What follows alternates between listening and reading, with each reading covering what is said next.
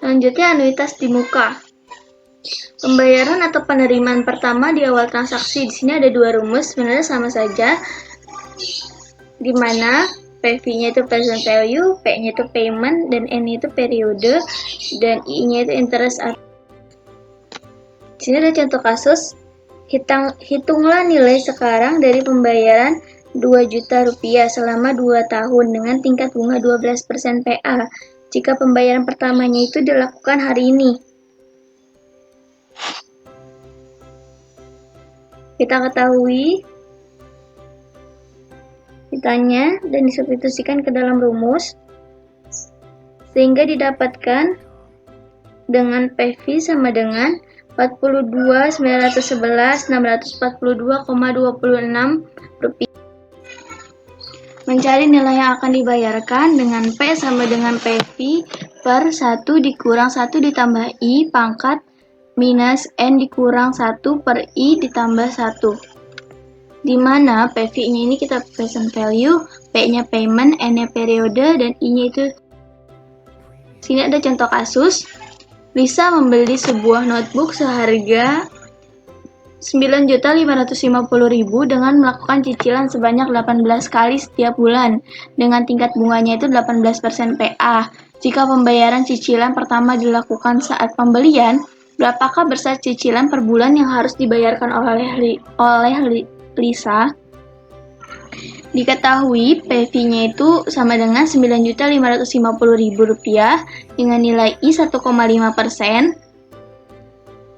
Nah, dengan nilai N 24 itu didapat dari 2 dikali 12. Yang ditanya itu P-nya.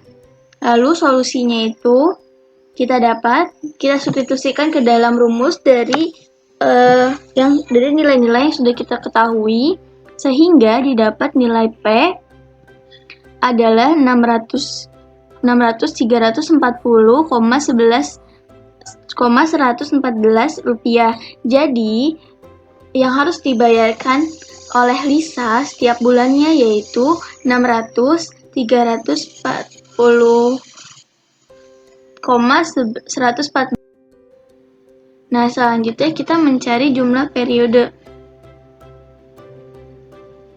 Nah, jumlah periodenya ini kita dapatkan rumusnya N sama dengan log 1 dikurang PV dikali I per P per log 1 ditambah I dengan nilai dimana PV-nya itu present value, P-nya payment, N-nya periode, dan I-nya. Sini ada contoh kasus.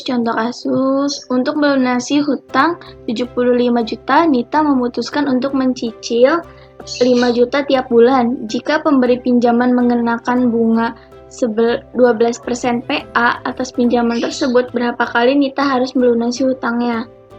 Diketahui PV sama dengan 75 juta dengan nilai P 5 juta dengan nilai I 1%. Ditanya itu N. Solusinya kita tinggal substitusikan dari yang sudah diketahui ke dalam rumus.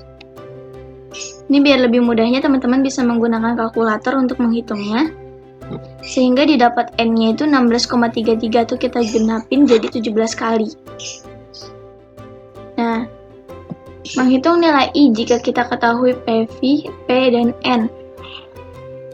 Ini contoh kasusnya, berapakah tingkat bunga per tahun yang diberikan jika sebuah pinjaman sebesar 100 juta dapat dilunasi dalam 10 kali pembayaran sebesar 11 juta di setiap awal bulan.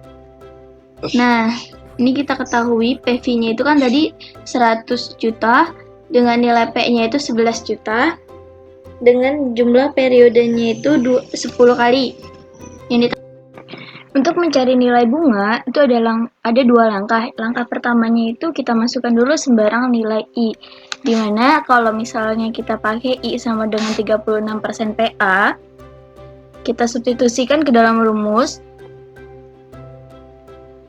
Di sini kita gunakan 36% PA berarti dengan I 3%. Dengan tingkat bunga 3% kita menghasilkan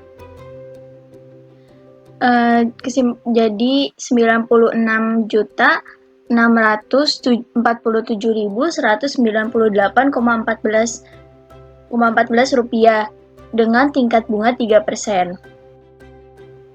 Nah, langkah kedua, kita masukkan sembarang nilai. Karena tadi lebih besar, dan berarti kita sekarang mencari dengan tingkat bunga yang lebih kecil, di mana kita menggunakan 12% PA.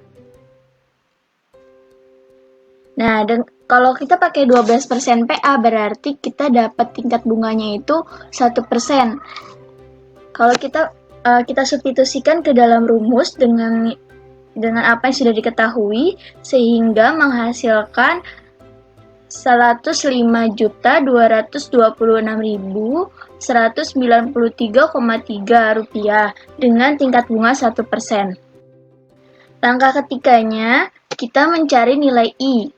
Kita gunakan interpolasi yang tadi, sehingga didapatkan I mendekati 2,21% per bulan dengan PA 26,52% PA. Nah, untuk ini adalah nilai yang akan datang. Di sini rumusnya FP sama dengan P1 ditambah I pangkat N dikurang 1 per I dikali 1 ditambah I. Dengan FP-nya sama dengan future value, P-nya payment, N-nya periode, dan I-nya adalah interest. Selanjutnya langsung ke contoh kasus. Diani menabung 2 juta setiap awal bulan selama 5 tahun pada sebuah bank yang memberikan bunga 10,5% PA. Berapakah jumlah tabungan yang dimiliki Diani pada akhir tahun kelima? Diketahui P sama dengan 2 juta dengan nilai N 5,12 sama dengan 60. Nah, di sini nilai I-nya sama dengan 0,075% atau 10%. Ini didapat dari 10% dibagi 12. Ditanyanya itu FP.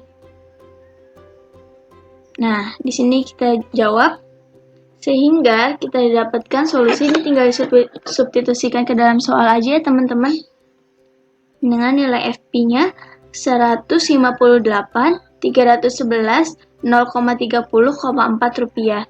Jadi jumlah tabungan yang dimiliki Diani pada akhir tahun kelima ya, adalah 158.311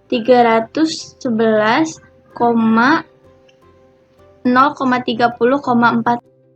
Untuk mencari besar cicilan didapatkan rumus sama dengan P sama dengan FP per 1 ditambah I pangkat N dikurang 1 per I dikali 1 ditambah I, di mana FP-nya future value, P-nya payment, N-nya periode, dan I-nya adalah interest. Di sini contoh kasusnya, Rania membutuhkan 100 juta pada tanggal 31 Desember 2023 dan memutuskan untuk menabung setiap akhir tahun, dimulai pada tanggal 1 Januari 2014. Jika bunga atas tabungan tersebut 12% PA, berapakah jumlah uang yang harus ditabung oleh Rania setiap tahunnya? Di sini future value-nya berarti kita ketahui adalah 100 juta. Dengan tingkat bunganya 12% dan jumlah periodenya itu 10. Ditanya itu P sama dengan. Nah, di sini disubstitusikan ke dalam rumus. 0,12 itu didapat dari 12%. Sehingga jumlah uang yang ditabung oleh Rania itu setiap tahunnya 5.087.871,8. Ini mencari jumlah periode. Di sini ada rumusnya, di mana FP-nya sama dengan future value, P-nya payment, N-nya periode, dan I-nya interest. Di sini contoh kasusnya, jika Zahra menabung 1 juta pada setiap awal bulan pada sebuah bank yang memberikan bunga 9% PA, berapa kali Zahra harus menabung agar ia dapat mencapai uang sekurang-kurangnya 76 juta? Diketahui FP sama dengan 76 juta, P-nya 1 juta, I-nya 0,75%. 0,75% itu didapat dari 9% dibagi 12. Yang ditanya adalah N atau jumlah periode. Nah, di sini kita substitusikan aja langsung ke dalam rumus. Jadi Zahra harus menabung selama 61 kali.